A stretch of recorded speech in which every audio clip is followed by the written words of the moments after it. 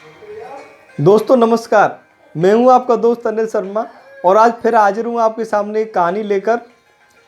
तो अगर आप मेरे चैनल पर नए हैं तो इसको सब्सक्राइब ज़रूर कर दें। तो चलिए शुरू करते हैं कहानी को। तो एक बार की बात है, एक लड़का अपने गधे पर मिट्टी लेके जा रहा था। तभी अचानक उसको एक गोल पत्थर दिखाई देता है। तो वो उसको बॉल समझकर उसमें पैर मारता हुआ उसको खिसका देता है। आगे चलता है, फिर पैर मार देता है। ऐसे ही पैर मारते हुए खेलता हुआ वो उससे आगे बढ़ता है। तो थोड़ी देर में वो मिट्टी उससे हट जाती है और एक चमकीला पत्थर बाहर निकल के आ जाता है। तो वो पत्थर उसको बहुत अच्छा लगता है, तो वो उसको उठाकर अपने गधे पर रख लेता है और वो शहर की तरफ चल देता है। जब वो एक शहर को पार कर रहा था तो एक जौहरी की नज़र उसके उस पत्थर पर पड़ती है और जौहरी अपनी दुकान से निकलकर बाहर आता है और उस गधे वाले को पूछता है कि भाई ये पत्थर लेके कहाँ जा रहा है।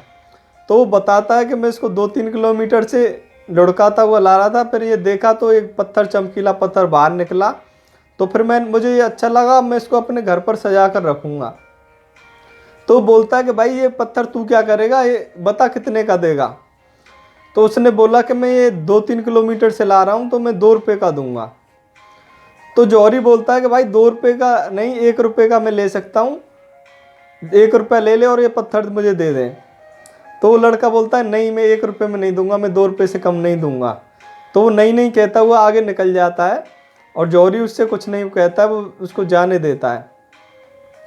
अब जौहरी के दिमाग में बात आती है कि भाई ये लगभग 100 रुपये से ऊपर का हीरा था और मुझे 98 रुपये के करीब फिर भी फ़ायदा हो ही रहा है, तो मुझे ये ले लेना चाहिए।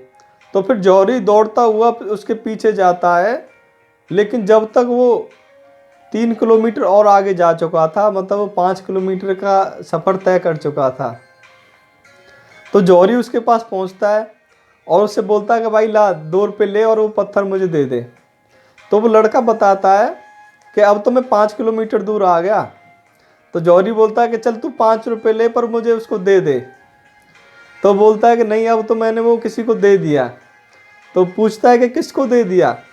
तो बताता है कि सामने जौहरी की दुकान है, इन्होंने ये पत्थर देखा था और मैंने इनसे 5 रुपये मांगे, तो इन्होंने 5 रुपये तो मुझे पत्थर के दे दिए और 5 रुपये मुझे एक्स्ट्रा दिए कि 5 रुपये का तुम कुछ खा लेना या फिर अपने गधे को कुछ खिला देना।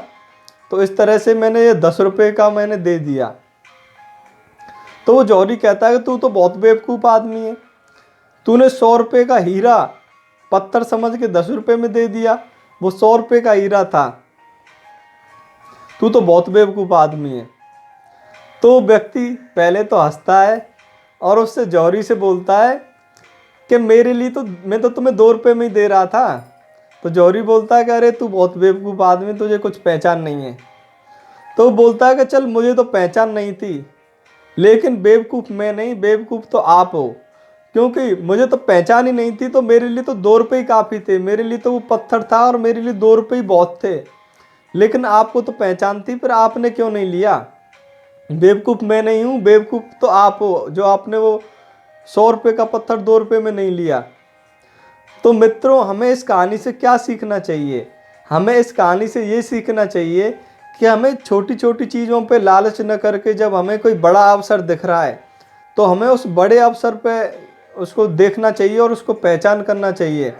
और हमें छोटी छोटी चीज़ों पे ध्यान न देते हुए जो बड़ी अपॉर्चुनिटी है, जो बड़ा हमारा फ़ायदा होने वाला है, जो लाखों रुपए का हमारा फ़ायदा होने वाला है, उस पर हमें ध्यान करना चाहिए, उस पर हमें फोकस करना चाहिए। और इस तरह से हम काम करेंगे तो लाइफ में कोई भी अपॉर्चुनिटी हमारे हाथ से नहीं जाएगी।